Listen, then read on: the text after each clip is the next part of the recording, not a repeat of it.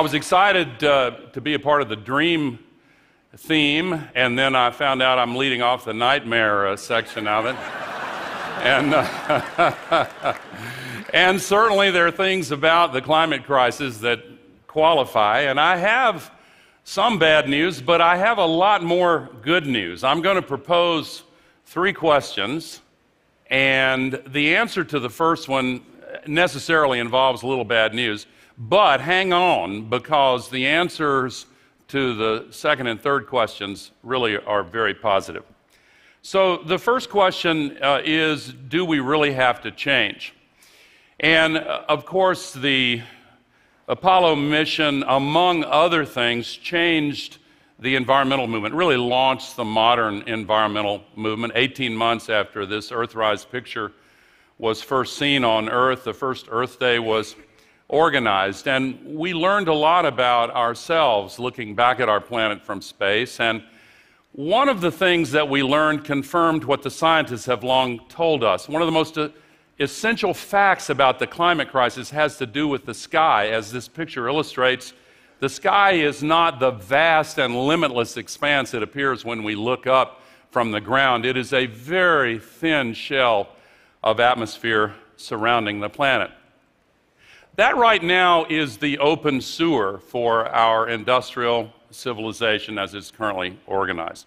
We are spewing 110 million tons of heat-trapping global warming pollution into it every 24 hours. Free of charge, go ahead. And there are many sources of the greenhouse gases. I'm certainly not going to go through them all. I'm going to focus on the main one, but agriculture is involved, diet is involved, population is involved, management of forests, transportation, the oceans, the melting of the permafrost. But I'm going to focus on the heart of the problem, which is the fact that we still rely on dirty carbon-based fuels for 85% of all the energy that our world burns every year. And you can see from this image that after World War II, the emission rates started really accelerating. And the accumulated amount of man-made global warming pollution that is up in the atmosphere now traps as much extra heat energy as would be released by 400,000 Hiroshima-class atomic bombs exploding every 24 hours, 365 days a year. Fact-checked over and over again, conservative, it's the truth. Now, it's a big planet, but that is a lot of energy, particularly when you multiply it 400,000 times per day. And all that extra heat energy is heating up the atmosphere, the whole Earth system. Let's look at the atmosphere. This is a depiction of what we used to think of as the normal distribution of temperatures. The white represent normal temperature days, 1951 to 1980, arbitrarily chosen. The blue are cooler than average days, the red are warmer than average days.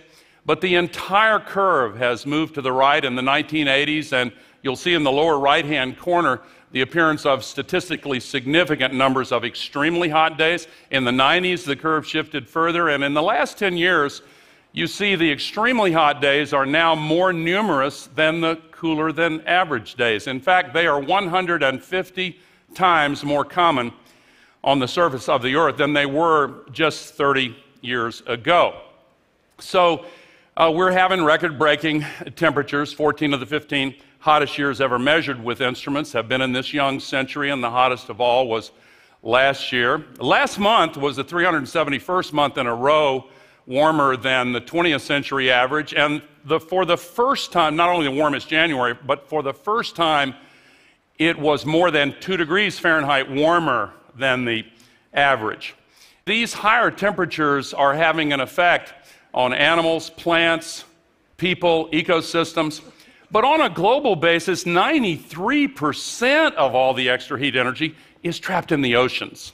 And the scientists can measure the heat buildup much more precisely now at all depths, deep, mid-ocean, the first few hundred meters. And this too is accelerating.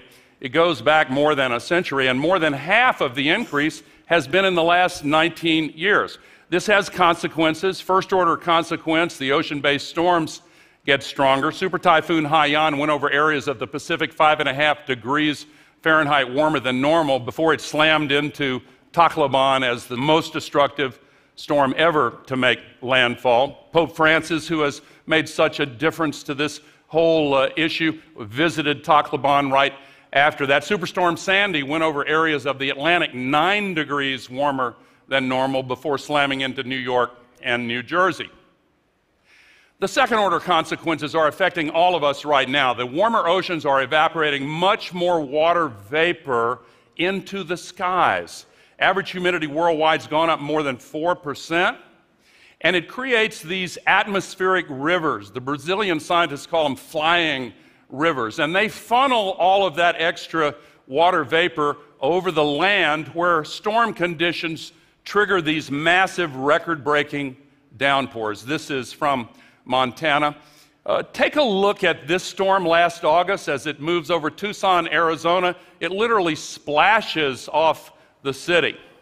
These downpours are really unusual. Last July in Houston, Texas, it rained for 2 days, 162 billion gallons. That represents more than 2 days of the full flow of Niagara Falls in the middle of the city, which was, of course, paralyzed.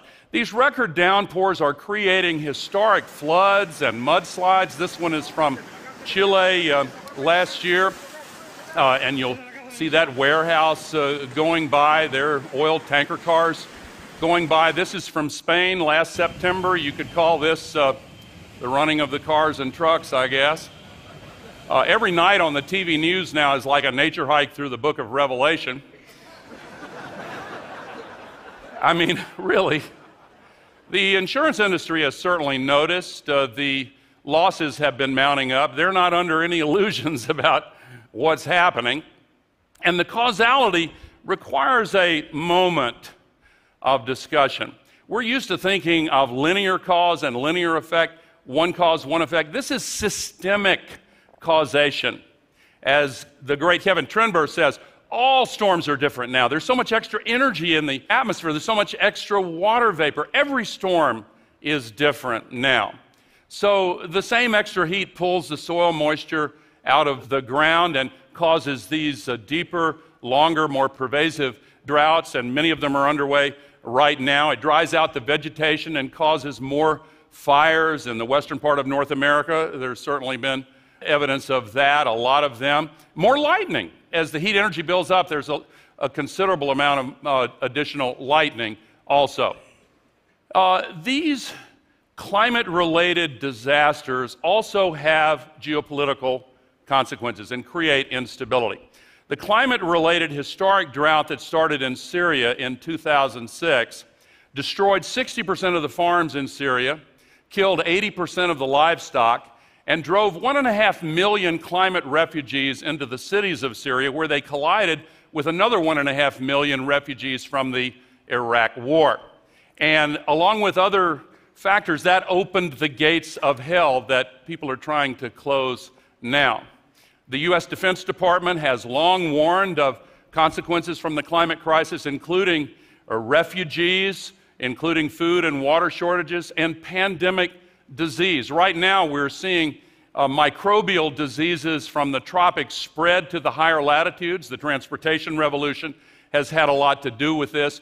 But the changing conditions change the latitudes and the areas where these microbial diseases can become endemic and change the range of the vectors like mosquitoes and ticks that carry them. The Zika epidemic now, we're better positioned in North America because it's still a little too cool.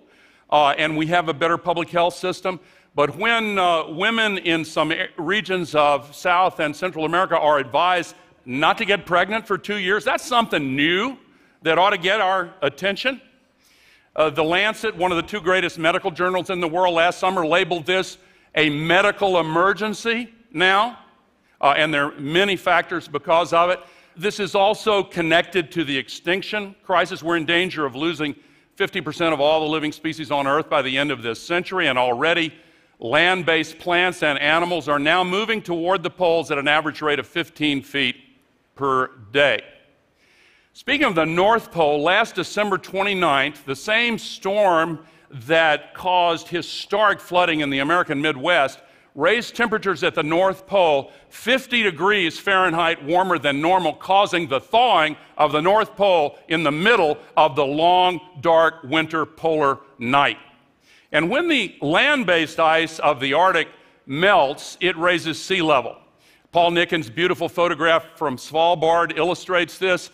It's more dangerous coming off Greenland and particularly Antarctica. The 10 largest risk cities for sea level rise by population are mostly in South and Southeast Asia. When you measure it by assets at risk, number 1 is Miami, $3.5 trillion at risk. Number 3, New York and Newark. I was in Miami last fall during the supermoon, one of the highest high tide days, and there were fish from the ocean swimming in some of the streets of Miami Beach and Fort Lauderdale and Delray. And this happens regularly during the highest high tides now.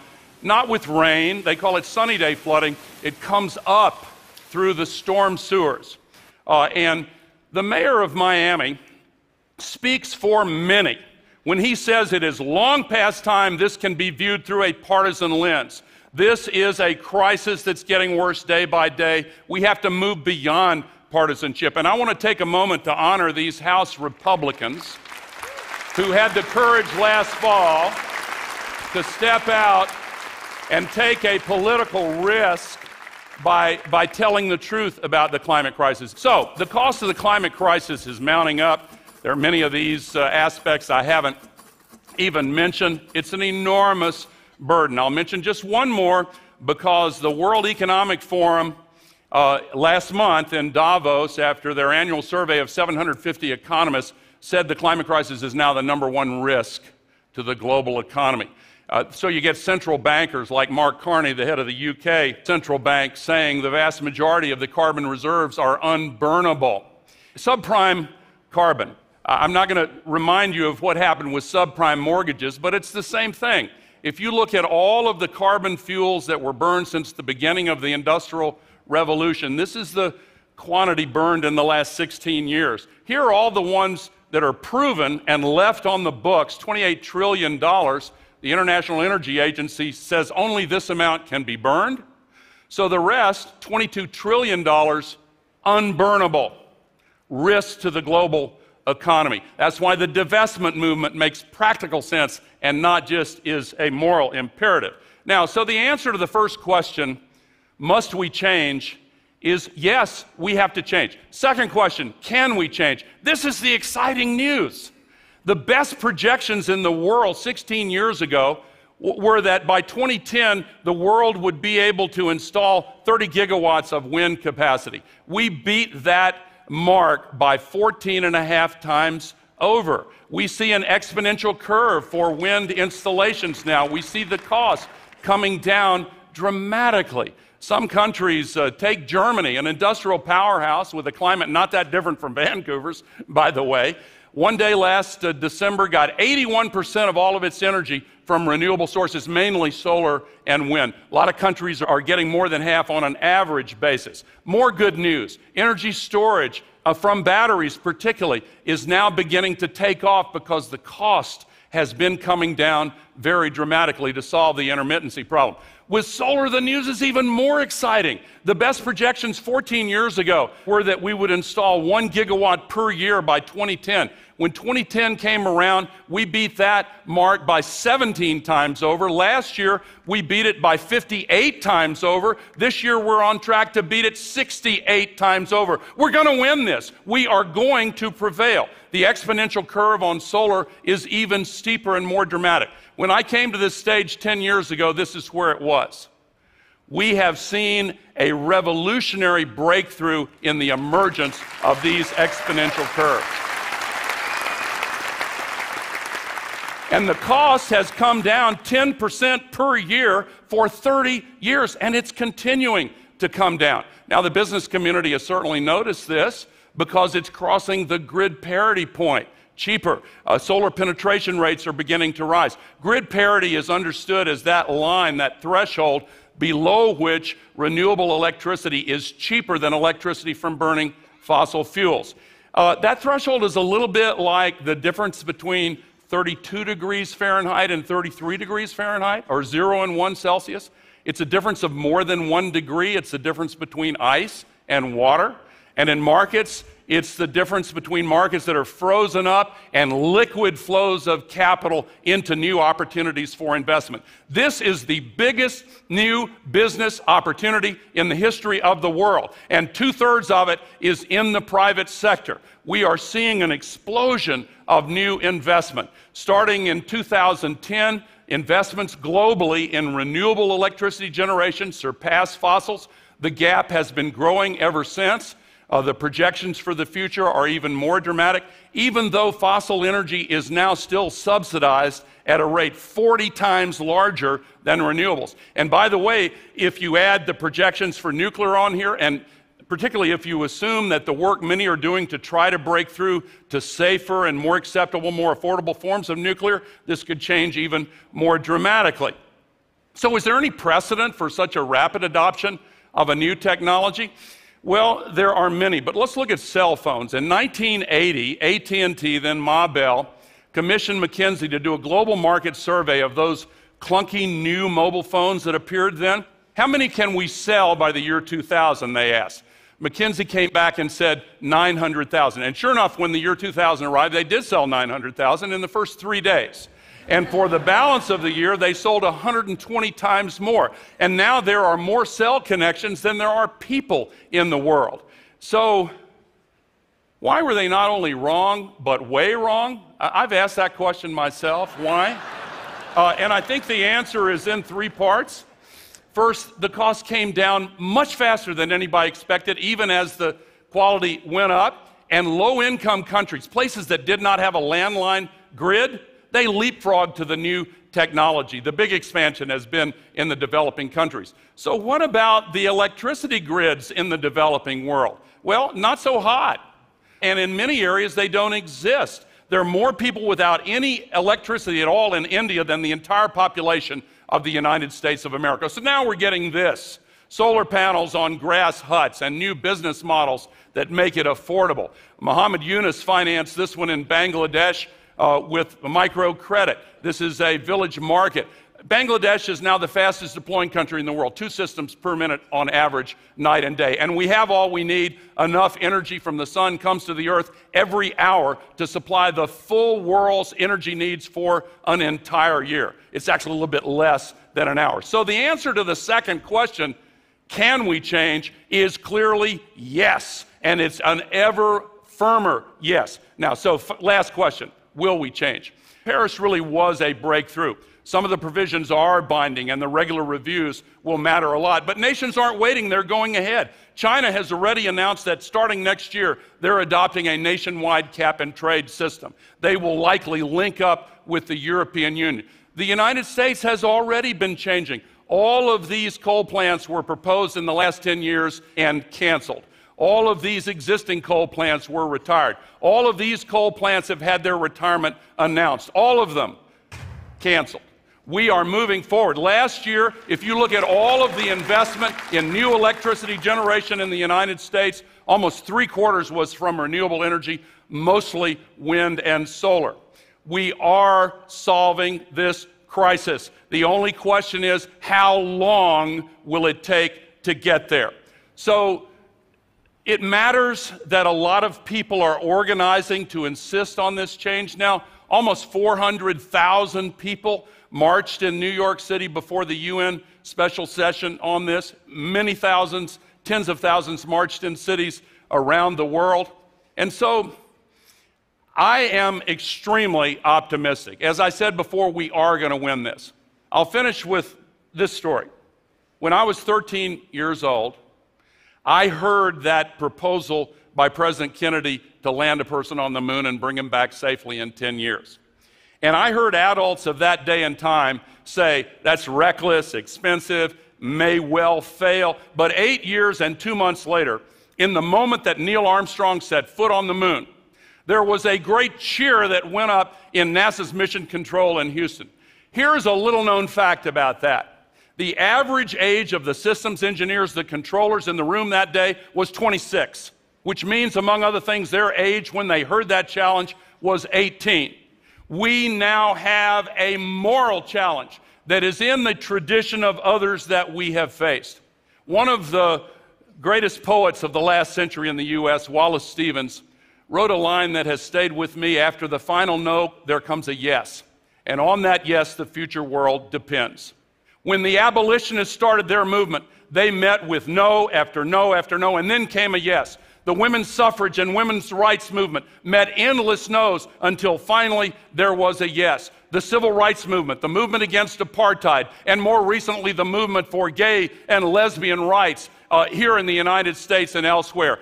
After the final no comes a yes. When any great moral challenge is ultimately resolved into a binary choice between what is right and what is wrong, the outcome is foreordained because of who we are as human beings. 99% of us. That is where we are now, and it is why we are going to win this. We have everything we need. Some still doubt that we have the will to act, but I say the will to act is itself a renewable resource. Thank you very much.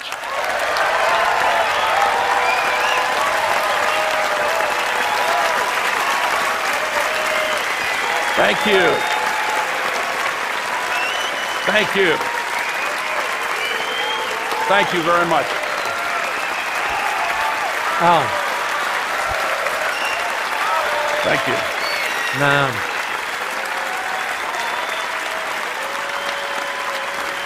You hit it. Thank you. Thank you. So, thank you.